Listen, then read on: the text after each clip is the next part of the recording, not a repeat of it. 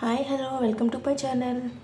ఇవాళ మన ఛానల్లో మీకు ఒక మంచి రెసిపీ చూపించబోతున్నానండి. Crunchy and easy potato and bread nuggets అండి. చాలా ఈజీగా సింపుల్గా చేసేసుకోవచ్చు. సో ప్రాసెస్లోకి వెళ్ళిపోదాం.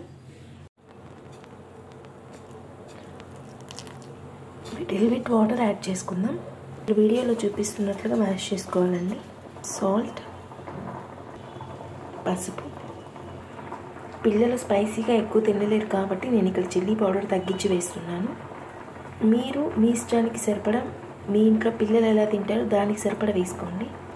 ధనియా పౌడర్, చాట్ మసాలా, కరివేపాకు, ఆనియన్, కొరియాండర్ని ఫైనల్గా చాప్ చేసుకొని వేసుకుందాం.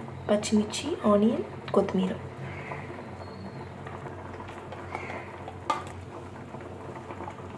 నెక్స్ట్ పొటాటోని ఈ విధంగా మనం బాయిల్ చేసుకొని మ్యాష్ చేసి పెట్టుకోవాలండి. ఈ పొటాటో మ్యాష్ని ఈ బ్రెడ్ పౌడర్లో వేసుకోవాలి. బ్రెడ్ మిక్స్లో వేసుకుందాం. 2 స్పూన్ కార్న్ఫ్లోర్ వేస్తున్నానండి. ఇప్పుడు బాగా మిక్స్ చేసుకుందాం.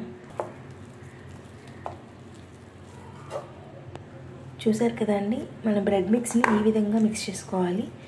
వాటర్ అయితే అస్సలు యాడ్ చేయొద్దండి, ఎందుకంటే మనకి ఆ పొటాటోలో ఉండే మాయిశ్చరైజ్ సరిపోతుంది. ఇక్కడ నేను 2 eggs తీసుకున్నానండి. అండ్ ఆల్సో బ్రెడ్ క్రమ్స్ కూడా తీసుకుందాం. ఇది బాగా మనం బీట్ చేసి పెట్టుకోవాలి. కొంచెం salt, pepper powder, garam masala వేసుకొని మిక్స్ చేసి పెట్టుకుంటే సరిపోతుంది. ఈ విధంగా మనం టిక్కీస్లా ప్రిపేర్ చేసి పెట్టుకోవాలండి. ఇప్పుడు ఈ టిక్కీస్ని ఒక్కొక్కటిగా తీసి ఎగ్ మిక్స్చర్లో మిక్స్ చేసి నెక్స్ట్ బ్రెడ్ క్రమ్స్లో మిక్స్ చేసుకొని ఫ్రై చేసుకోవడమే. ఇలా మిక్స్ చేసుకోవాలండి. ఇలా బ్రెడ్ క్రమ్స్లో కూడా మిక్స్ చేసుకోవాలి. ఆయిల్ ఆల్రెడీ హీట్ చేసి పెట్టుకుంటున్నాను. ఇప్పుడు ఒక్కొక్కటిగా వేసుకొని ఫ్రై చేసుకుందాం.